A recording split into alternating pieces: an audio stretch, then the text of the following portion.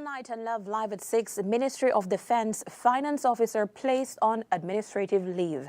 Financial Secretary Joseph Wade says the pattern of payments to MIRA family members seem designed to bypass government oversight controls. Prime Minister John Bersenio pushes back against opposition calls for his resignation. Also tonight, newly appointed Home Affairs Minister Julius Espat speaks on the way forward with his new portfolio. UDP standard-bearer Edward Broster files the first formal complaint against MIRA with the Integrity Commission. Belize Social Investment Fund rejects allegations of favoritism in the awarding of contracts. And San Pedro Town Council reports a record financial performance. Stay tuned for these stories and more in tonight's newscast. A year ago, on March 17, 2025, Builders Hardware introduced something new for Belize, our online store. For the first time, customers could explore thousands of products, place their orders, and complete their purchases entirely online. Whether you're nearby or in another district, you can browse what you need, place your order, and have it delivered directly to you. And for those who prefer to pick up their items, our smart lockers make it quick and simple. Just scan your code and your order is ready. Every day, more and more people across the country have begun turning to the platform as a faster and more convenient way to shop with Builders Hardware. Along the way, many customers have also found added benefits online, from special website offers to rewards for those signing up for the first time. All of this is just another step towards making our products more accessible to communities across Belize, bringing our store closer to you wherever you are.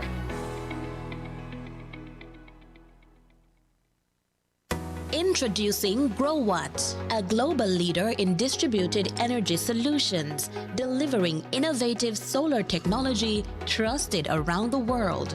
Engineered for reliability, designed for sustainability, built to power every scenario, powering homes, empowering businesses, creating a smarter energy future for Belize. For residential hybrid systems that maximize energy independence, to homes across Belize benefiting from smarter, more efficient power management.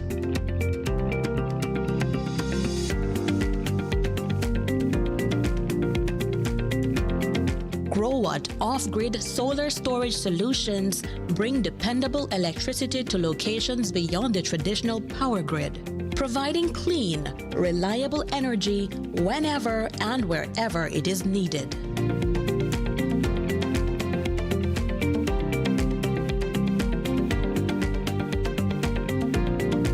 For businesses, GrowWatt delivers powerful commercial and industrial energy solutions that help reduce operating costs while improving energy security, including proven installations right here in Belize, helping businesses operate efficiently with dependable solar energy systems.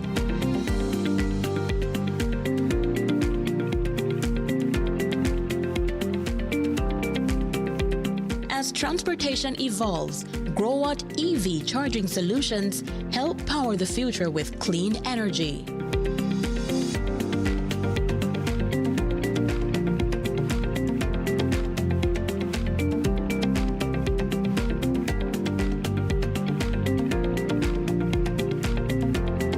Need power on the move?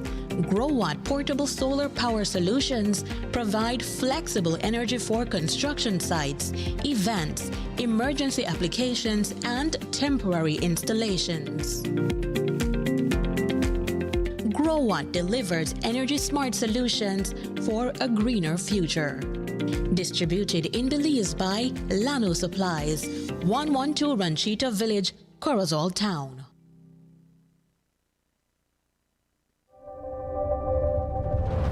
Cada conexión es más que solo una señal, es un estudiante abriendo las puertas a su futuro a través de la educación digital. Una mente joven atreviéndose a soñar en grande. Nuestra cultura compartida con el mundo en tiempo real. Y héroes cotidianos respondiendo al llamado del deber cívico. Cuando nos conectamos con Digi, empoderamos a Belice.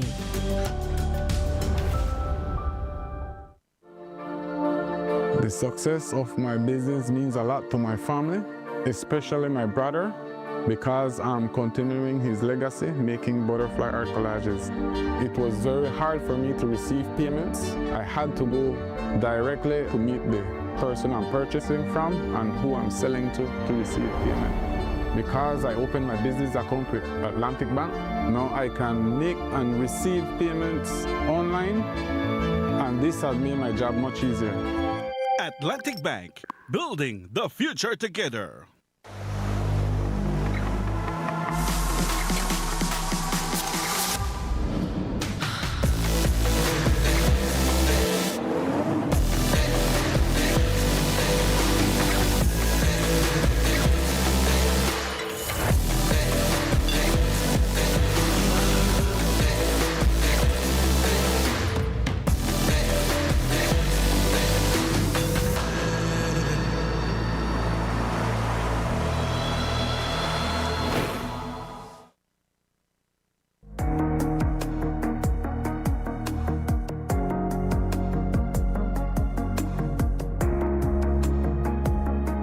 People, not businesses, power the economy.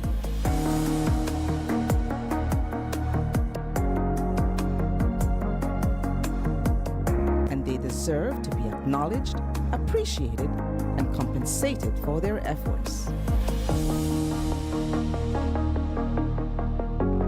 Because when your people are successful, so is your business.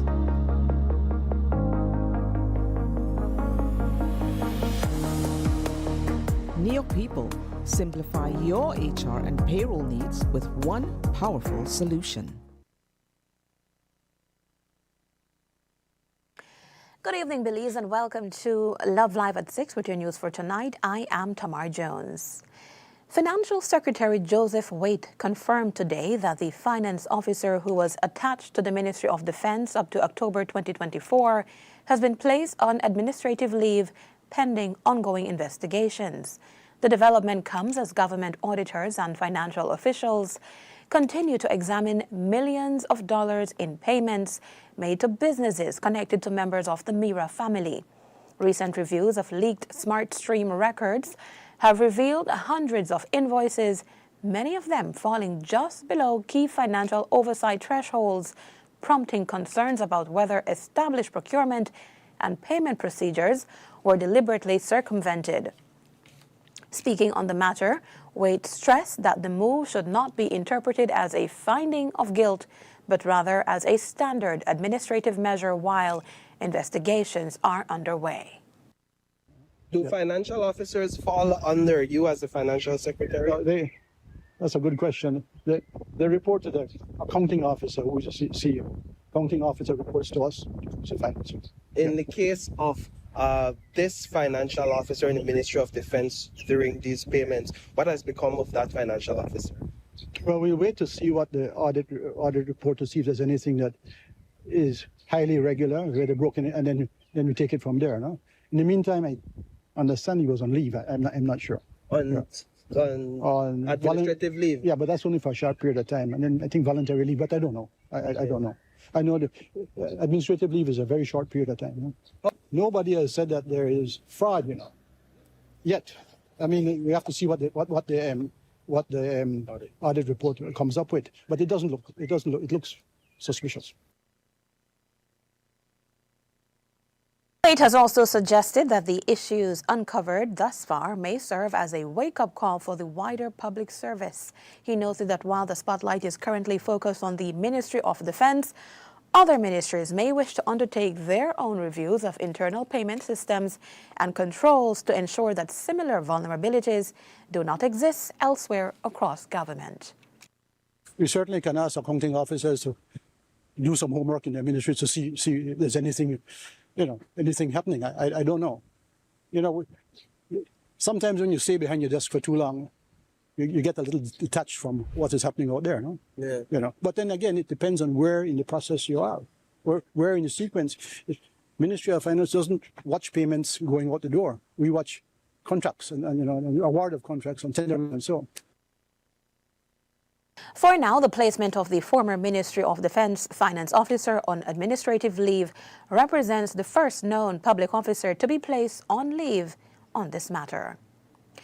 With more from Financial Secretary Joseph Waite, he has conceded that the millions of dollars in payments made to a company connected with members of the Mira family were processed in a manner that circumvented established government oversight protocols.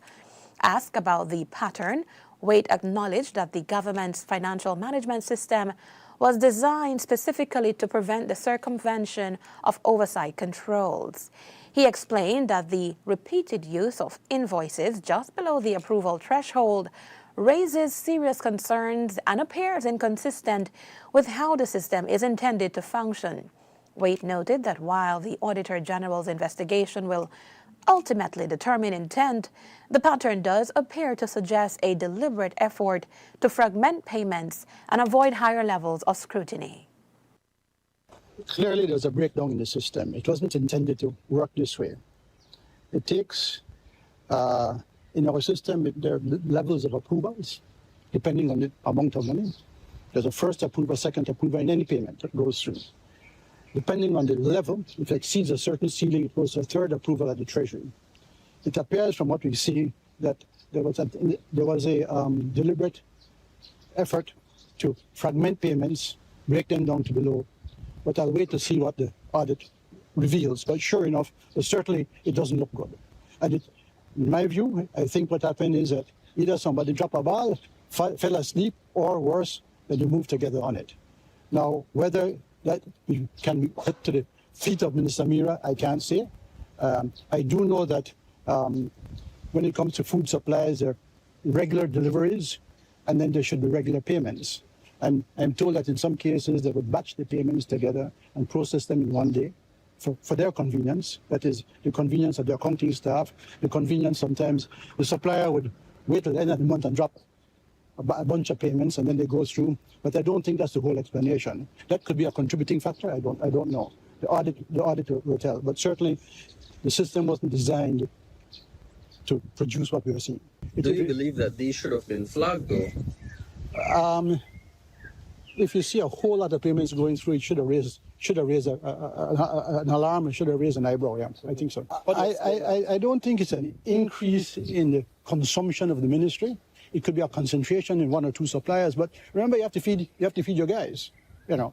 So if it's not coming from one place, it's coming from another. This seems to be a concentration. I don't know. What do you mean by concentration? One or two suppliers only. Huh? One or two suppliers only. Yeah. But I need to find out more how the tendering went and all of that. No? Is it? FinSec Waite went on to explain that the government's accounting framework requires different levels of review depending on the value of an expenditure. According to Waite, the safeguards were intentionally built into the system to ensure accountability and transparency whenever public funds are being spent. He stressed that the current pattern of payments appears to be a relatively recent phenomenon and does not align with the manner in which the system was originally designed to operate. Each ministry has what we call an accounting section, manned by clerks. You have second, first class, you have finance officers, okay, and usually a clerk would prepare what we call a smart stream invoice, a payment, and that is approved by a second person, and it goes through if it's below a certain threshold. In this case, the threshold is $10,000. If it goes above 20, if the payment is above, it goes to a third, the Treasury. Treasury looks at it and says, all right, looks good, and make the payment. Huh? But every ministry has an accounting section. Some have big ones, like health, for instance, or, we have a small one at the Ministry of Finance because we do a few payments a day, maybe a dozen or so. We're not in that, but some ministries have a lot, and therefore there's quite a bit of volume. But and then, of course, on top of the finance officer, you have the accounting officer. And the accounting officer should really take time and look at how the money is flowing through his system. Huh? Something under $10,000. You issue a purchase order, comes back with the receipt. Comes back with the invoice. Yeah. Somebody signs that its items have been received in good condition, and then the payment starts. The payment starts. Somebody raises the invoice in the system. Usually a junior clerk. The senior clerk signs that, senior clerk or the FO then looks at it again, makes sure it's all right, check to see that all the paperwork is in order, the purchase order was there, the invoice is correct, the goods were received in good condition, and then you sign off, payment goes through. If it's below $10,000. If it's above $10,000, those two steps are still taken, but then a third step is somebody at Treasury monitors it and sends it through again. The records also show that the largest concentration of payments occurred during September 2025 when Oscar Mira was serving as Minister of Defense. During that single month, MP Farms reportedly received approximately $680,000 in government payments. A review of more than 50 newly leaked SmartStream screenshots shows that MP Farms received approximately $5.74 million in government payments over a period of just 21 and a half months between September 2024 and June 2026. Following today's cabinet meeting in Belmopan, Prime Minister John Briceño granted the media an interview with a range of questions regarding Mira and the new Home Affairs Minister Julius Espat. While the FinSec was clear on the red flags and the possibility of a collusion, PM Briceño was not that direct. Here is a snippet of that interview. We felt that I think that it was the best decision that Ms. Mira asked to be excused from cabinet, and then and also that we then asked both Minister Espat to take over Home Affairs and Minister Osha to take over the free zones. To what degree are you all on the same page on this matter, at least where cabinet members are concerned? Well, there was no such argument in cabinet of eight. I mean, we were saddened by what has happened, but you know, our work comes first. We have to look after the interests of the government and the people of Belize. That's what we were elected for. What expectations do you have of Julius Espat in the ministry?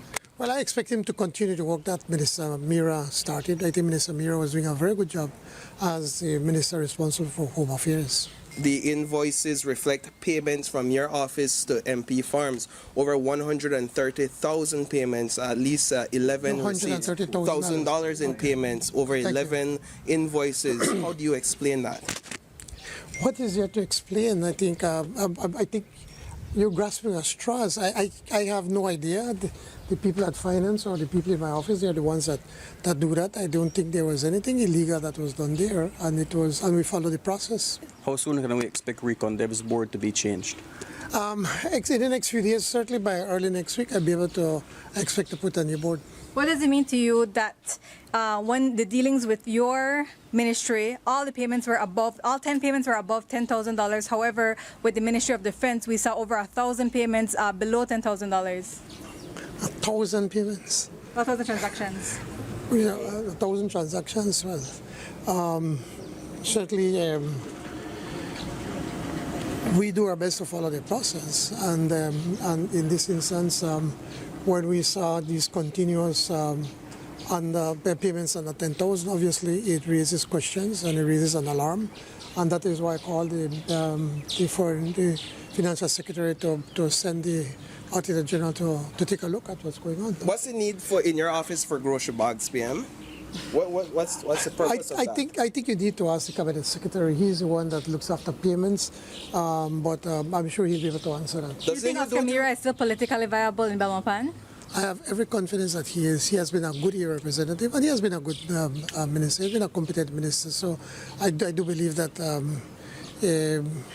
politically that he will still be able to continue to connect with the people of Belmopan. Don't you find it odd that MP Farms had his hands in the Ministry of Defense and also in your office? I don't know how you could say something like that he put his hands.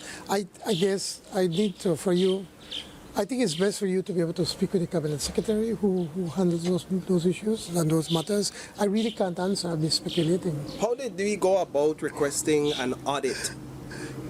I just called the Financial Secretary as the Prime Minister, Minister of Finance. But the Ministry of Defense is being audited. Why did Mira, as Minister of Home Affairs, need to take a leave? Well, because obviously he felt that he being in cabinet, that it might just give the wrong impression. So he felt it's best if he were to pull away himself also out of cabinet and so for this work to be done. The interview lasted for a mere 6 minutes, and in the end, when the PM was asked to comment on the UDP's call for Mira's resignation, he questioned the opposition's moral standing to make that call.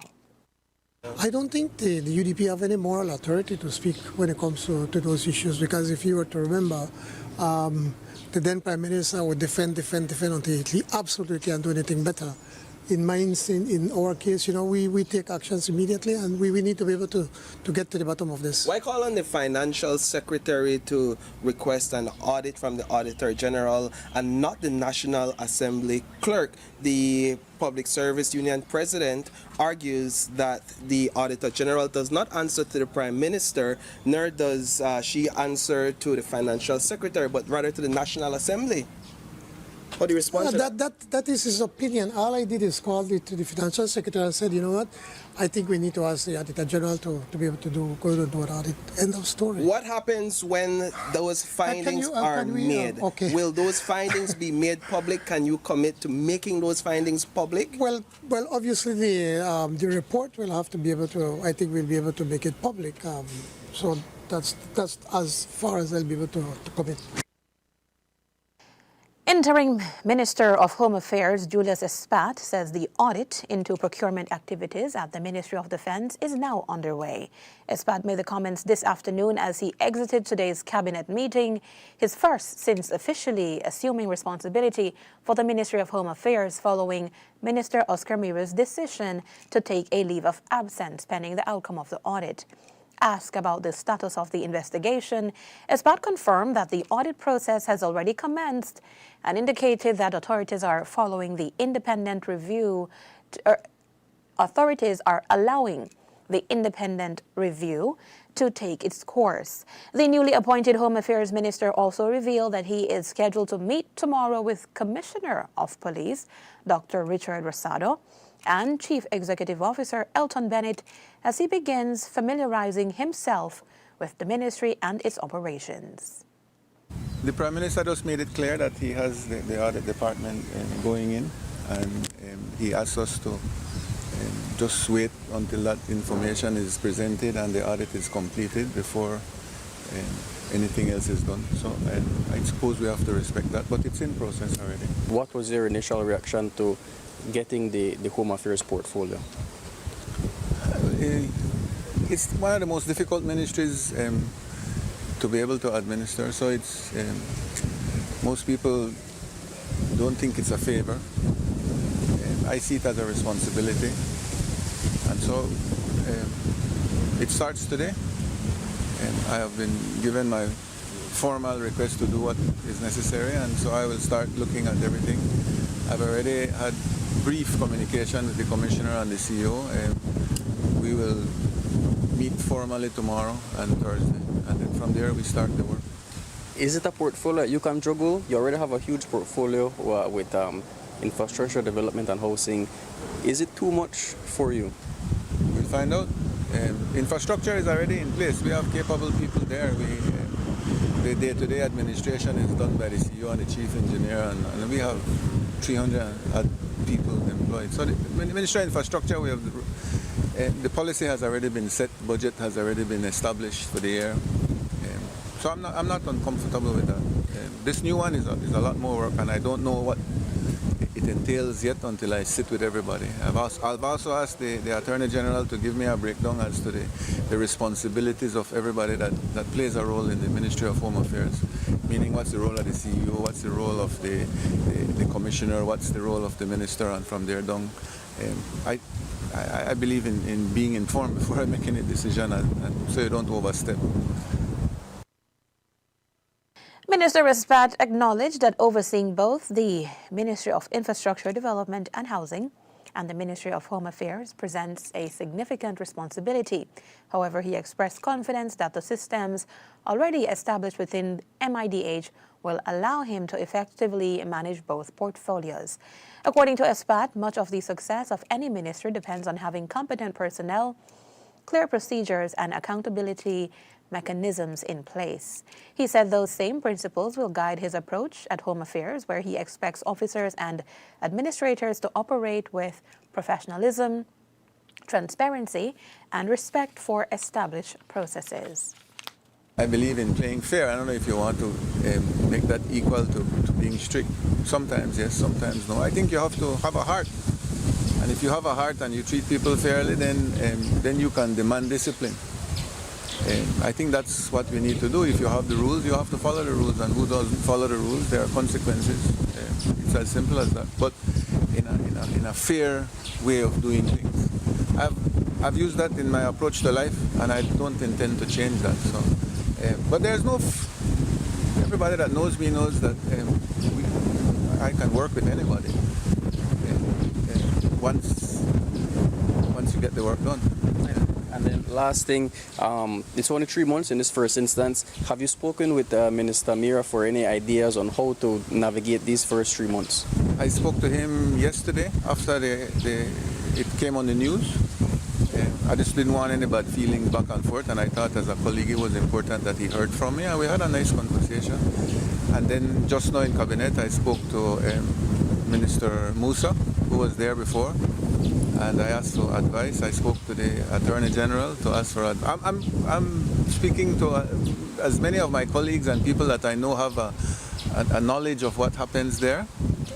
And then after all of that, I will formulate in my mind, along with advisors, as to what I need to do to report back to the Prime Minister. Remember, he's the one, the head honcho, they call him.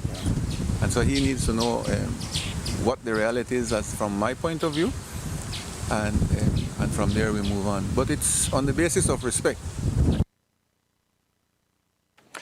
We now take you back to our interview with the Financial Secretary Joseph Waite as questions were posed pertaining to the role of public officials in the MIRA procurement controversy. Speaking on the matter, Waite explained that the involvement of ministers and chief executive officers generally occurs during the procurement and tendering stages of a project rather than during the processing of individual payments. According to the Financial Secretary, senior policymakers may have input regarding the approval of projects, contracts, and procurement decisions. But the day-to-day administration of invoices and payment vouchers is handled through established procedures within the respective ministries. Often if it comes to the procurement, if you're sending out a tender to, say, supply rations or something, then the tender has to be organized in a certain way. Vegetables in one batch, maybe poultry meats and so on, fresh, dry goods. You send out the bids, you have a committee to look and to see what, And the problem is, too, that there's a lot of variation in the quality of what you're getting, so you have to be careful. It's not always the lowest price, no? But then a committee looks at it, makes a recommendation. The recommendation comes to the Ministry of Finance. We look at it again. We sign then it goes to the Contractor General before the contract is issued to make sure all the steps were in place. And depending on the type of tendering arrangement, all was in order. So at that stage, the CEO would be involved. Yeah. Very rarely does a minister get involved. It's not his function, or even a junior minister, to look at the tendering process. Waite also addressed public perceptions about the role of the Ministry of Finance, clarifying that his office does not directly oversee every invoice or payment process across government ministries. He explained that while the Ministry of Finance establishes the rules, policies, and financial framework under which ministries operate, responsibility for verifying invoices, certifying expenditures, and processing payments rests primarily with accounting personnel and authorized officers within individual ministries. Well, I don't know why people do it. I mean, they would have their own explanations. No, this is something fairly recent to me. But then again, if I worked at the Treasury, I might have been closer to the action, so to speak. Huh?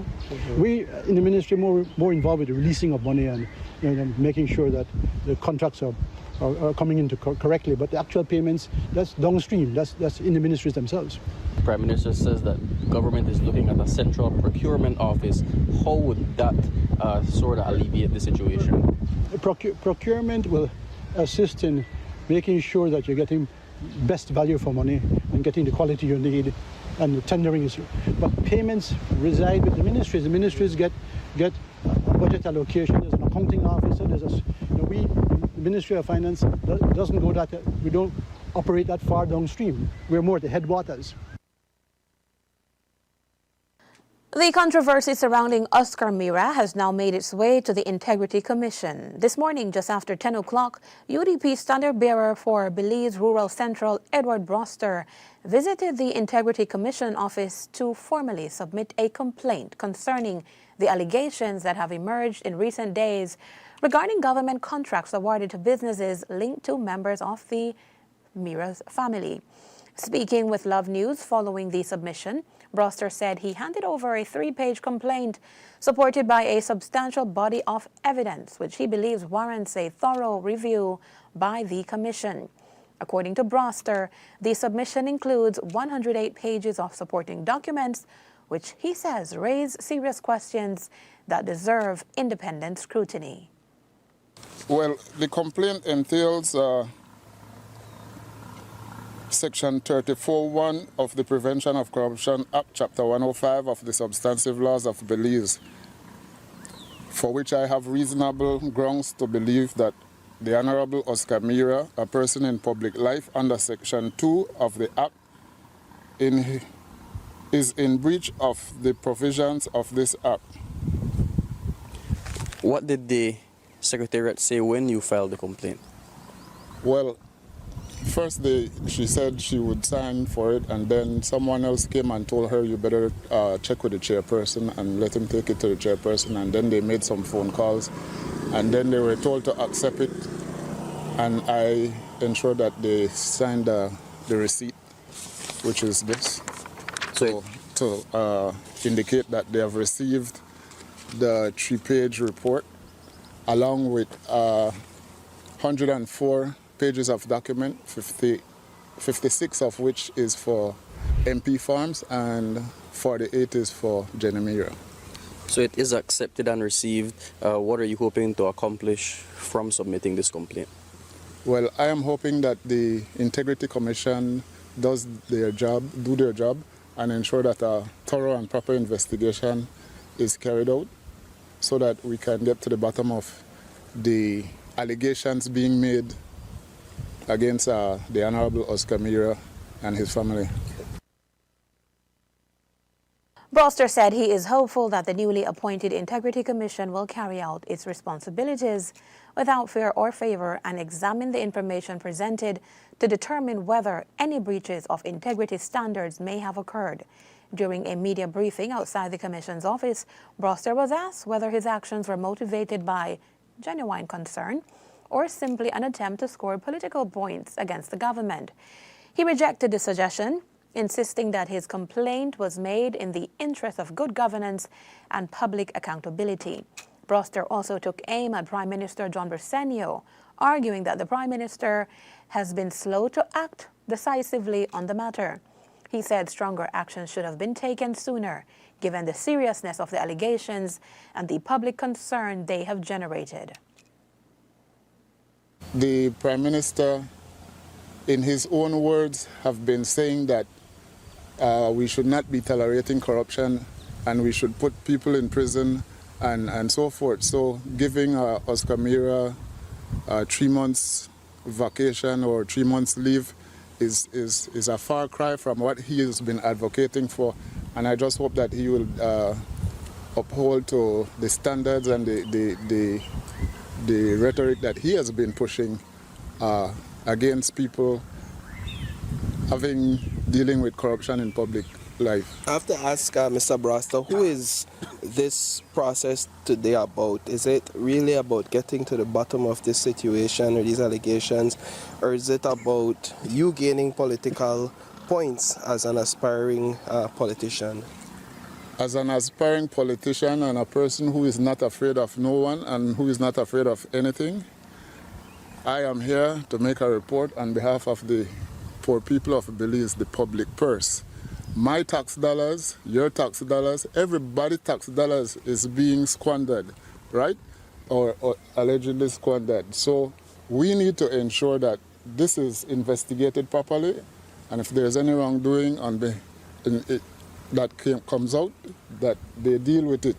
Now, you see me, I come out here in green and in khaki. I don't come out here in no red nor blue. I don't come out here in no colors. This is not politics.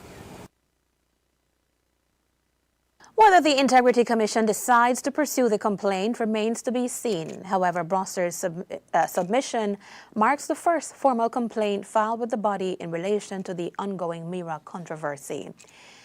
As the former cop, Edward Broster, awaits a response from the Integrity Commission, Minister Julius Espat weighed in on the complaint submitted this morning. Broster, who has declared his intentions to run for political office in Belize Rural Central, was met at the office of the Integrity Commission filing a formal report against MIRA.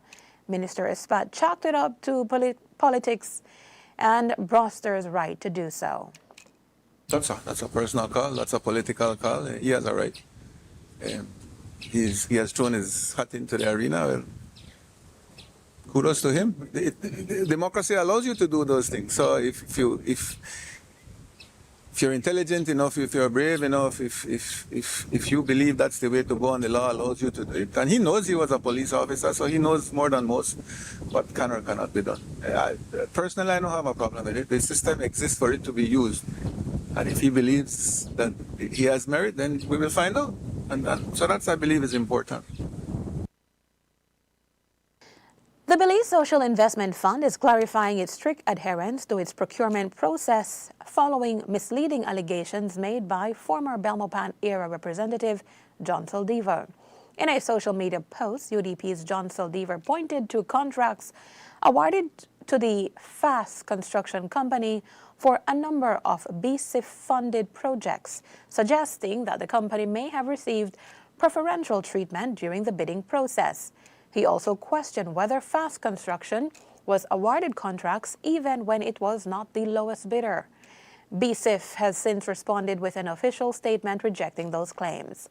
The fund says its procurement process is guided by strict rules and oversight mechanisms and insists that contracts are not awarded based on political influence, personal relationships, or favoritism. Speaking with Love News, Executive Director Carlos Tun rejected the suggestion that outside influence played any role in the contract awards. He said every procurement exercise goes through a structured evaluation process and is subject to multiple layers of review.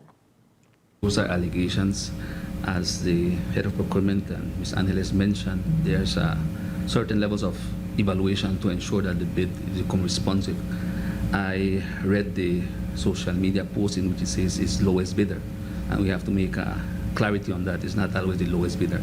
It's the lowest responsive bidder, meaning it has to pass through the process to ensure that that bidder is responsive, and then we look at the lowest bid. So that's a point of clarity. LJ, we have a lot of work to do here at SIF. We have a lot of work that we don't really engage too much on the allegations because we know that our process is very transparent. From the time of advertisement to the notification to the getting no objection from the bank, from the concurrence of the consultant who is an independent body that the bank uses to supervise this work. All of those process entails that our process itself is very transparent. So we don't worry so much about that. I think the intention of having these interviews to reassure the public that our process is very transparent and clear. Tun explained that BSIF operates under procurement guidelines established by international funding partners, with all bids assessed against predetermined criteria designed to ensure fairness and transparency. Also responding to the allegations was procurement manager Angeles Itzab, who addressed the specific projects mentioned by Saldivar. She explained that while cost is an important factor, contracts are not awarded solely to the lowest bidder. According to Itzab, evaluators also consider a contractor's technical capacity, financial strength, experience, compliance with bidding requirements, and ability to successfully complete the work. She noted that the goal is to identify the bidder that offers the best overall value and has the capacity to deliver the project as required. For example, we know that maybe perhaps they weren't able to participate in processes due to prior because maybe they were just starting out. But I believe that most of the criteria that we use are 5 years of experience, and we are aware that this company has been, I think, in operations for more than 5 years, and they do have to present to us contracts in the past of similar works carried out, and we do our due diligence. The forms would usually indicate for them to tell us who was their employer of that particular project that they're putting down as experience, and our team would carry out the due diligence to call the contact and ask them, is this really a works that were carried out by them? And we've had experiences in the past where maybe perhaps other bidders put something that isn't true, and we do point it out in our evaluation, and then that would be the only reason why they wouldn't get a contract.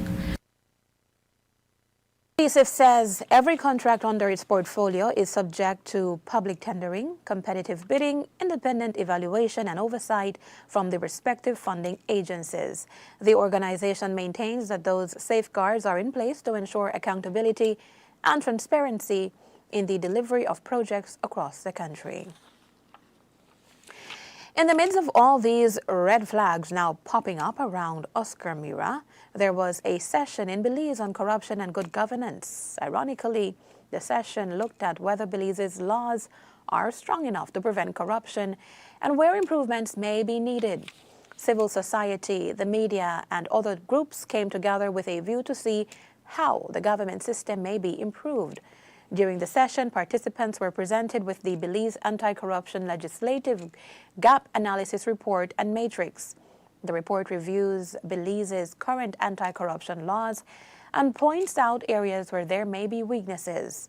Simply put, the report looks at what laws Belize already has to fight corruption and what may still be needed to be added or improved.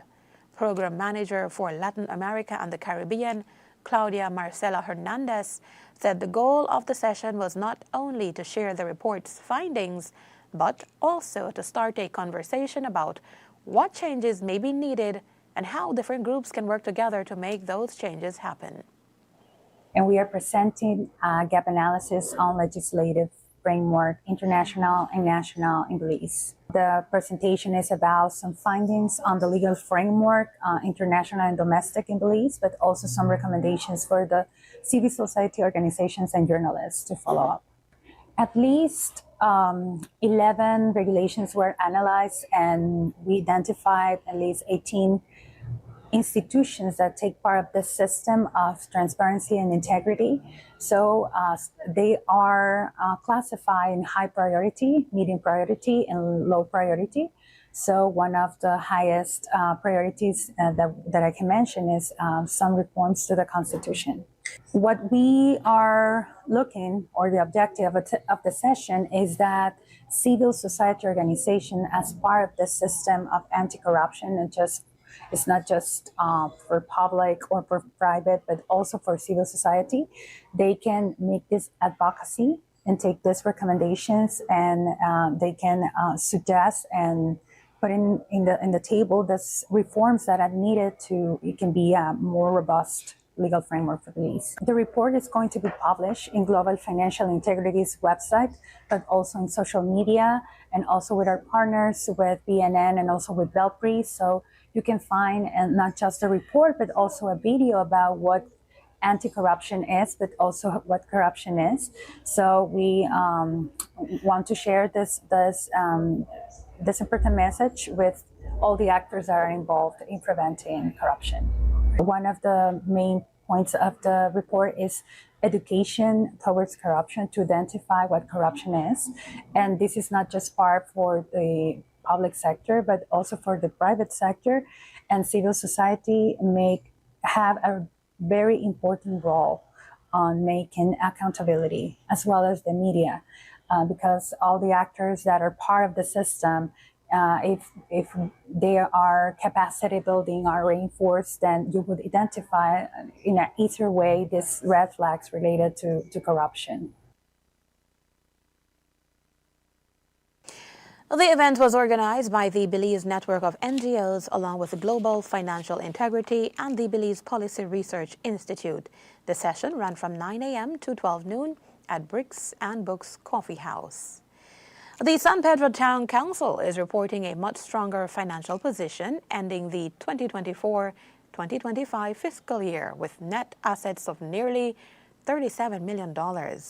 According to the council's latest audited financial statements, net assets increased by more than $8.6 million, rising from just over $28 million in 2024. The audit shows that total assets grew from $49.6 million to $67 million. Much of that increase came from infrastructure improvements and the acquisition of government-owned lands and buildings valued at more than $14 million. The council also recorded a surplus of $8.6 million for the year, a significant improvement over the $2.4 million surplus reported the previous year. Total revenues reached almost $28 million, while expenditures stood at just over $19 million. Cash reserves more than doubled during the period, increasing from the $0.5 million to more than $3.4 million. The report does note that the council's liabilities increased from $21.3 million to just over $30 million, mainly due to borrowing and municipal bond financing used to fund major development projects. Despite the higher debt levels, auditors issued an unqualified opinion, meaning the financial statements fairly reflect the council's financial position. The only outstanding issue highlighted in the report involves a parcel of land valued at approximately $2.5 million that remains under review by the Lands and Surveys Department. We've got more news just after these messages. We'll be right back. Commercial Cleaning and Products of Belize, CCP, formerly known as Carpet Care Plus, offers a wide variety of professional restorative cleaning services and products in Belize. With over 20 years of experience in the industry, our mission has always been to provide our customers with the best products and services for quality, safe, and environmentally friendly cleaning. What separates us from the rest?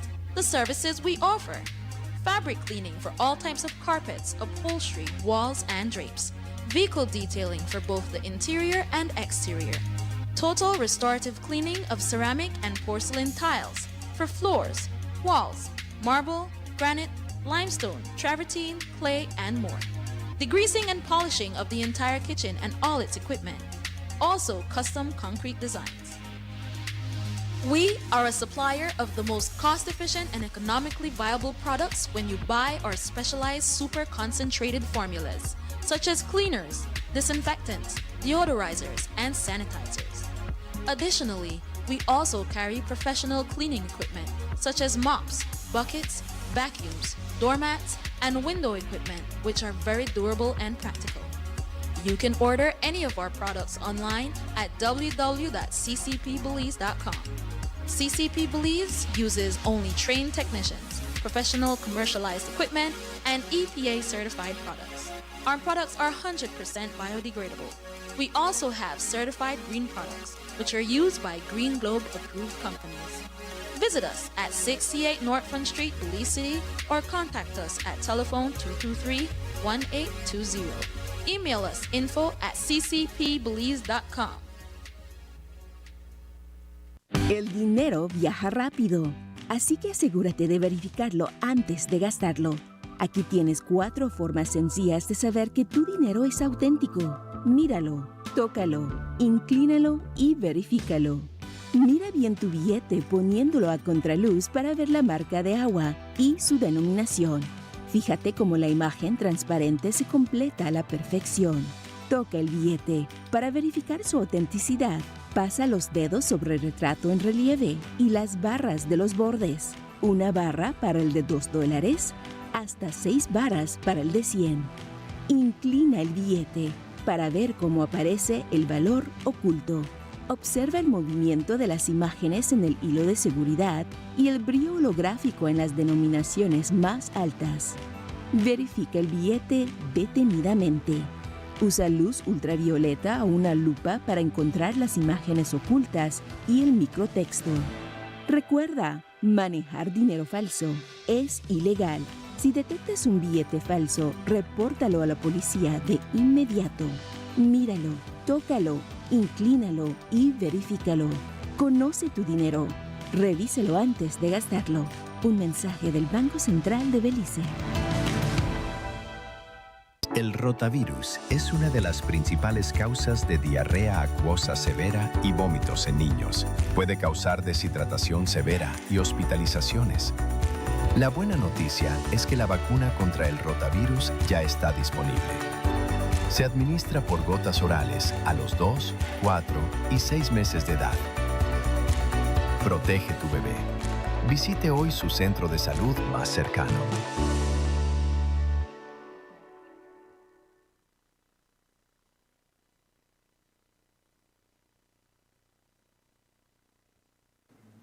Welcome back to Love Live at 6. Minister of Agriculture, Food Security and New Growth Industries, Rodwell Ferguson, along with Minister of State, Louis Alex Bellona, led a two-day tour last week. Joining portions of the tour were Minister of Health and Wellness, Kevin Bernard, Orange Walk East Area Representative, and Orange Walk South Area Representative, Jose Abelardo Mai. The delegation visited several production facilities in Blue Creek, including the Northern Grains Cooperative Limited soybean factory, the Hilltop Prime Meats Processing Plant, and the Caribbean Chicken Processing Facility. They also toured the Golden Products Papaya Plant, which exports papaya to the United States, and met with soybean farmers in the Indian Creek area. On the second day, the minister visited the Orange Walk Agriculture Station, where they took part in a handing over ceremony for materials aimed at strengthening extension services in the Orange Walk and Corozal districts.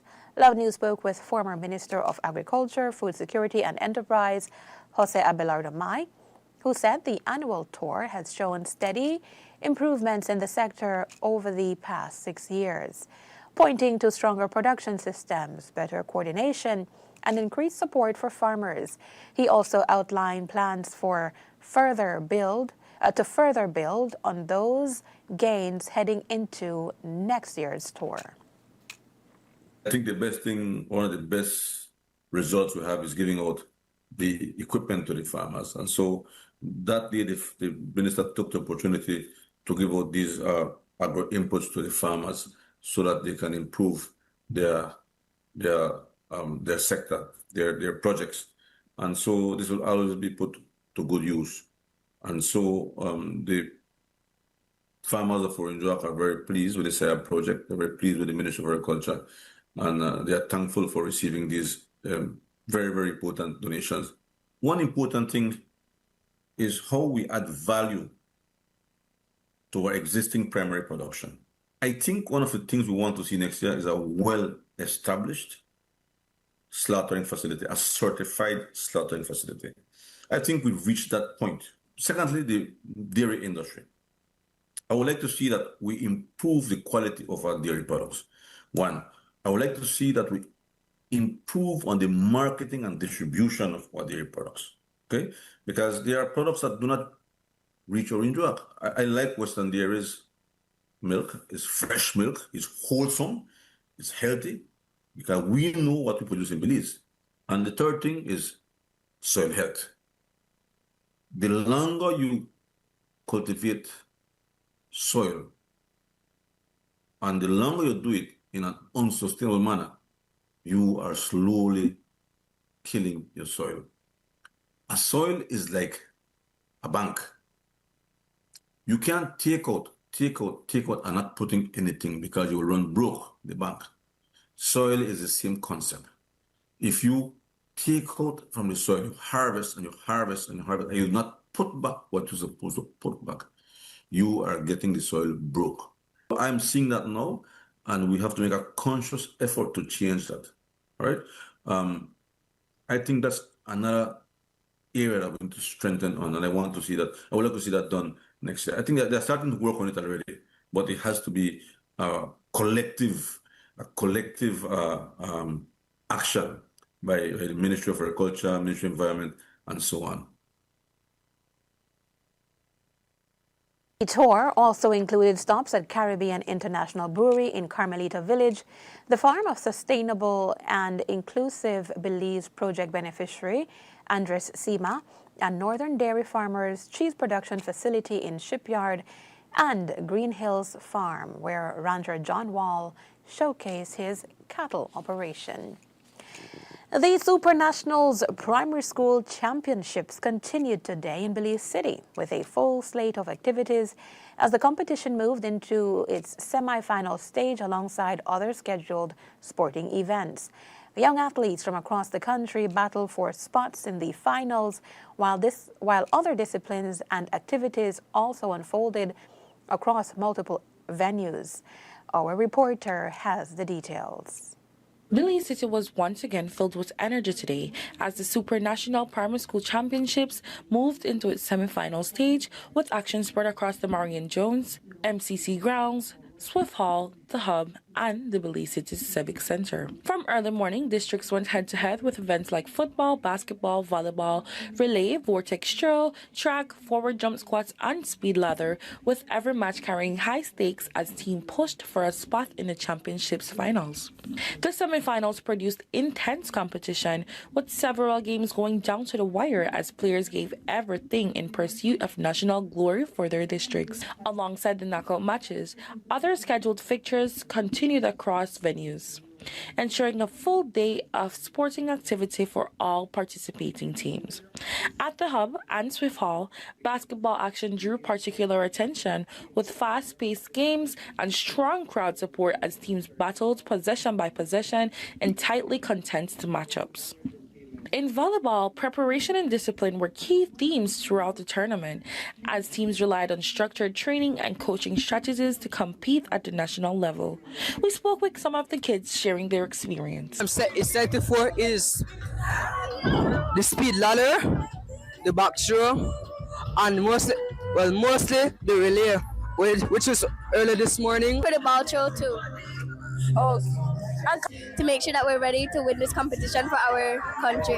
Stan Creek's volleyball coach Hassan Palacio says months of preparation went into getting his team ready for the national stage, highlighting the commitment required to compete at this level. It was difficult because most of the students are not from one region, so some students had to be bused from my school, which is San Juan Bosco, to Dangriga, and then they have to be bused back. They have to be bused back to the institution, and it's tedious, it's very tiring, but it's something that we want to do because we want to build Stan Creek and we want to build this discipline, especially volleyball, bigger, to make it much bigger and effective in our community. Together as a team, it teaches them how to interact with each other and to make easy decisions. Meanwhile, basketball games at the Hub and Swift Hall drew strong attention, with the sports coordinator Shaquille Rice noting the level of competition and organization through the day's fixtures. Monday and Tuesday for the second and the third. From us already started with the basketball over here, and so far everything has been moving smoothly. We have the team in first that is trying to play in the Belize. We are going to have opportunities and so far, so that's a good thing. Okay. The initiative behind this international event is to recognize our top athletes across the country, to provide scholarships and help with sports and sexual funding to view these talents and help them get opportunities to go to school abroad as well. Officials say the Super Nationals initiative is to serve as a major development platform for young athletes, helping to build discipline, teamwork, and national unity through sports. By the end of the day, the semifinal round helped determine which districts would move on to the finals, while others wrapped up in participation after strong but hard-fought performances. This is Zaina reporting for Love News. Belizean music legend Lucio Alcocer Sr. is being recognized for his contributions to Belizean music and culture after recently receiving an award in Quintana Roo, Mexico. The recognition highlights Alcocer's career spanning several decades as a musician and cultural ambassador, during which he has become one of the country's most respected entertainers through his work with Lucio and the New Generation Band. Speaking in an interview with Love News today, Alcocer expressed gratitude for the honor and reflected on his journey in the music industry, noting the importance of preserving Belizean culture through music and passing that legacy on to future generations. They have always appreciated my music since I have written music appropriate for our folk. Well, they love my music. And they gave me this award. Award there for being one of the pioneers in introducing Caribbean music into Chetumal. Since in my young days, I was the guitarist for Benny Isugrupo and for Eli Combo. So, and then with my band and my music that I write, made my band much more famous in Quintana Roo, in Mexico. One of my most outstanding awards that gives me a lot of prestige is when Belize obtained independence and the national prayer was done, national anthem was done, the national symbols was done, and all they needed is a song that would identify the Belizean independence. So there was they organized a big, huge concert at the Memorial Park. Each artist or composer had to write his or own song pertaining the independence of Belize. I wrote September 21st. Unfortunately, that is the national independence song of Belize because I won the first prize. Went to study industrial engineering and music at Roosevelt University in Chicago. So my career in music, unfortunately, we cannot live with the income earned by music. So I have always had a permanent job. I was a mechanical engineer at the Belize Sugar Industries for 15 years. Then I became a teacher. I'm from Orange Walk. Okay. I was born in a small village in Orange Walk District, San Roman, Rio Hondo. Mm-hmm. And once more, I thank all of Belize for being a big support for my band because everywhere I go in Belize, people, if they don't know me physically, they have heard about me. So, and I thank the support that they have given. The latest recognition adds to a growing list of accolades earned throughout his career. Among them is his appointment as a member of the Order of the British Empire, MBE, for service to the community, as well as a meritorious award from the Governor-General of Belize, a Lifetime Achievement Award from Songfest, and the title of Music Ambassador for Belize. Widely regarded as one of Belize's musical pioneers, Alcocer has spent decades promoting Belizean music at home and abroad, helping to elevate the country's cultural identity on the regional and international stage. The Belize Police Department was among the participants who graduated from an emergency medical technician or EMT training program held on Saturday at the University of the West Indies Open Campus in Belize City. The 4-month program brought together members of the security forces and civilian participants, combining both theory and practical training aimed at strengthening national emergency response capacity. The course focused on essential life-saving skills, including patient assessment, trauma care, and emergency stabilization, with an emphasis on first response in critical situations. Officials say the training is especially important for police officers who are often among the first responders at accident scenes and other emergencies before medical personnel arrive. Police Corporal Eric Watson, who served as valedictorian, spoke on the confidence the program has built within the Belize Police Department. Absolutely. During the curriculum, we were trained to respond even to mass casualty situations, situations that would involve anywhere from 1 to as many patients. Okay. And anywhere from 1 to as many patients. Okay. And how does EMT training complement the work already being done by police officers at emergencies? Well, EMT training is perfect for police officers because what happens with EMT is that Police and EMT goes hand in hand. The police department responds to emergencies already as is, and then the EMT training just enhances our capabilities. One of the primary roles and functions of the police department is to preserve and protect life and property, and EMT ties right into that aspect of policing. So this is another tool in the toolbox of the police to better be able to serve the general. Constable Renice Baird also reflected on the experience gained during the 4-month training program. I'm actually feel more than confident, I should say. Our training was very intense. We've dealt with real life situations. With birth, we did our ride-alongs, whereby we assist in various situations, and then we stabilize patients and then take them to KHMH, right? So we've dealt with many real-life situations which have prepared me. I've gained a lot of knowledge throughout my ride-alongs and rotations at KHMH, which I believe have helped me being confident in my duties.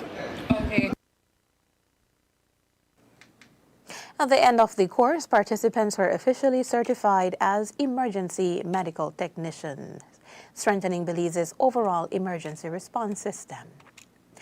We now take a brief break from criminal matters making their way through the courts to highlight a more uplifting occasion being observed across the public service. This week is being celebrated as Public Service Week, and at the Belize City Magistrates Court, staff are being recognized for the important role they play in delivering services to the public. The week-long observance officially got underway yesterday with a complimentary breakfast for employees, one of several activities planned to show appreciation for the dedication and commitment of court staff. Similar activities are taking place at magistrates' courts across the country, including in Belmopan, Corozal, San Ignacio, Dangriga, Independence, Punta Gorda, and San Pedro. Acting Clerk of Court Denicia Velair explained that each day of the week has been dedicated to a different activity aimed at boosting morale and recognizing the contributions of public officers who serve on the front lines of the justice system. Among the activities planned are a snack cart surprise, staff shout-out day, an appreciation day, luncheon, and a Friday wind-down session featuring in-house activities for staff. Velier says the initiative is designed to remind employees that their hard work often goes unnoticed, but remains essential to the functioning of the courts and the wider public service. She added that Staff Shout-Out Day will allow colleagues to recognize one another through notes of appreciation, highlighting leadership, teamwork, customer service, and professionalism. The Belize City Magistrates Court has also set up a special Public Service Week backdrop where staff and members of the public can stop and take photographs throughout the week. Organizers say the activities are intended not only to celebrate public officers, but also to strengthen camaraderie among employees. This is Love Live at 6. The news continues after the break.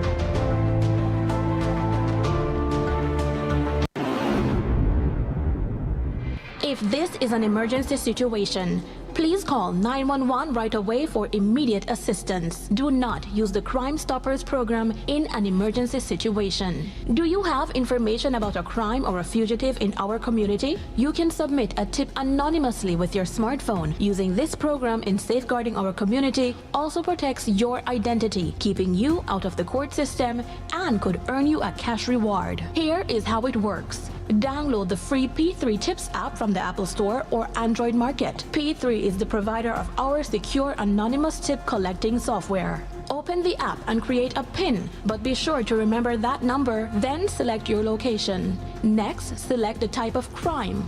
When submitting a tip, be as specific as possible. Remember, the more information you give the officers, the more likely it is that we will be able to identify the suspect or confirm a crime has taken place. This ultimately helps when making arrests. Information leading to an arrest can earn you a cash reward of up to $1,000. Never put yourself in danger to gather information. However, if you have a picture, video, or audio that will help officers, you can upload them from your phone. Once you click Submit Tip, P3 will ask to send you notifications. You choose what's right for you.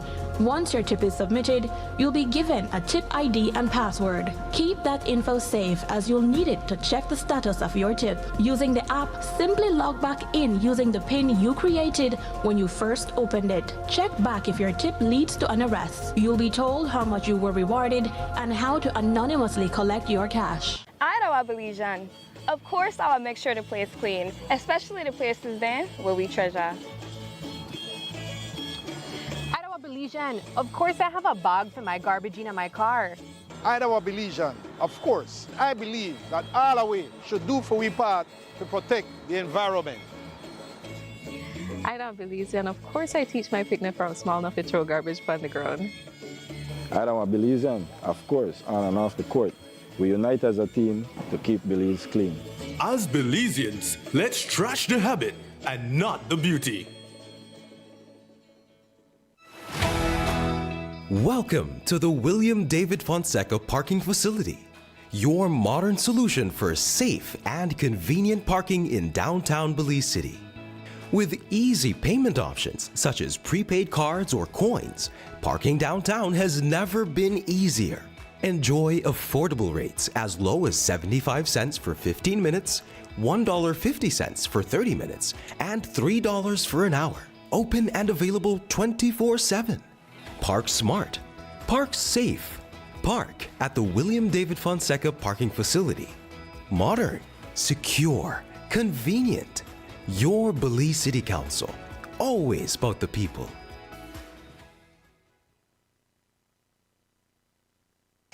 The Belize Police Department recognized dozens of its top-performing officers, civilian employees, community partners, and supporters during its National Police Awards ceremony held on Saturday at the Belmopan Methodist School auditorium.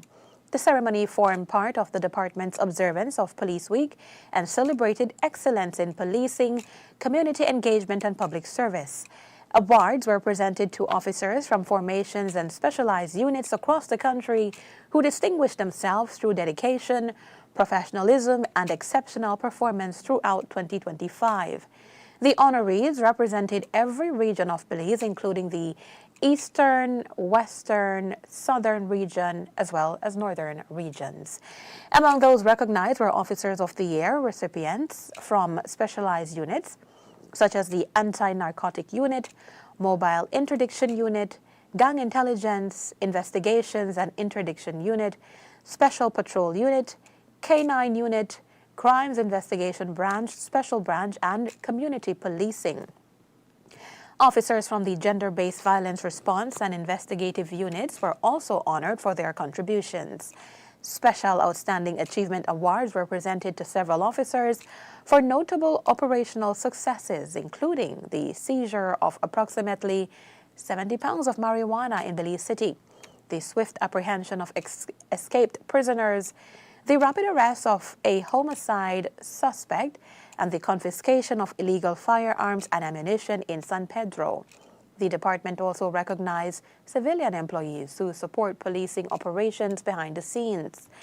Clerks, secretaries, security officers, and sanitation workers from formations across the country received awards for their commitment and service.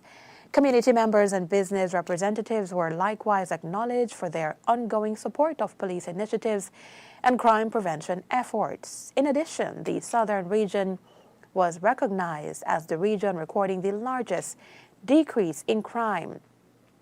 Several government agencies and international partners were presented with Partner Appreciation Awards, including the Ministry of Defense and Border Security, the Belize Defense Force, the Belize Coast Guard, the Customs and Excise Department, the Embassy of the Republic of China, Taiwan, the United States Embassy, the National Forensics and Science Services, and the Ministry of Health and Wellness. The ceremony featured remarks from Commissioner of Police Dr. Richard Rosado, Rear Admiral Elton Bennett representing the Ministry of Home Affairs and Enterprise, and Minister of Home Affairs Oscar Mira. Awards were presented by Commissioner Rosado and Minister Mira before the event concluded with closing remarks from Deputy Commissioner of Police Bart Jones. Now, Belmopan was filled with energy and color today as public officers from across the country came together for the annual Public Service Day March. Employees representing various government ministries and departments took to the streets of the capital, proudly displaying banners and marching alongside colleagues as part of the national observance. The event served as a celebration of the hard work and dedication of public officers who provide essential services to Belizeans. From health and education to security and public administration, participants used the occasion to showcase the many ways the public service contributes to the country's growth and development. Our Belmopan correspondent L.J. Wade filed this report. Information fair at the Belmopan Civic Center, and then they also had some media rounds where public officers made their way on numerous media houses across the country to just speak about the work that they've been doing and that they intend to continue doing as public servants. And then yesterday they also had the St. Anne's Mass where public servants from across Belmopan were invited to join in a mass, and today is the culmination of all those celebrations and events. It's the Public Service March and Rally. So I think I counted around over 250 public servants here in Belmopan, and they will be making their way around the ring road, and then they will be ending off their march right at the big court. Today's march is one of several activities being held in observance of Public Service Day. The annual celebration recognizes the contribution of public officers and their commitment to service. As the festivities continue, public servants are being recognized not only for the work they do behind the scenes, but also for the impact their service has on the daily lives of Belizeans. This has been Love Live at 6. We want to say thank you for joining us this evening. We invite you to join us again tomorrow, same time, same place, for another updated televised news broadcast. Let's take a look at the latest in weather news.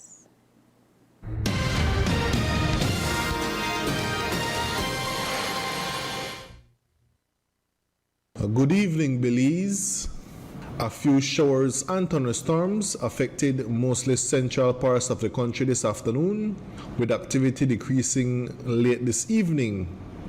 Moist and unstable conditions will continue tonight, with a decrease in moisture expected tomorrow. The 24-hour forecast calls for generally cloudy skies tonight and sunny with cloudy spells tomorrow. A few showers and isolated thunderstorms will likely affect mostly southern and some central areas tonight, with activity decreasing and becoming isolated tomorrow. The low temperatures for tonight will drop to around 82 degrees Fahrenheit along the coast, 74 inland, and 68 up in the hills. The maximum temperatures for tomorrow will reach 88 degrees Fahrenheit along the coast, 93 inland, and 81 up in the hills. The winds will be from the east-northeast at 10 to 20 knots, with higher gusts, and the sea conditions will be moderate to rough. A small craft caution is in effect for gusty winds and local rough seas, especially near heavy showers or thunderstorms. Operators of small craft should exercise caution. A high tide occurred this evening at 5:59. A low tide will occur tonight at 11:12, followed by another high tide tomorrow morning at 5:30, and another low tide tomorrow afternoon at 1:07. The sun will set this evening at 6:30 and will rise tomorrow morning at 5:19. The moon will set early tomorrow morning at 1:08 and will rise tomorrow afternoon at 2:16. The outlook for Wednesday night and Thursday: skies will be cloudy at times. Showers or thunderstorms will be isolated with a medium chance for a few more over the south Wednesday night, then around the country on Thursday. In a tropical weather outlook, tropical cyclone formation is not expected over our region during the next 48 hours.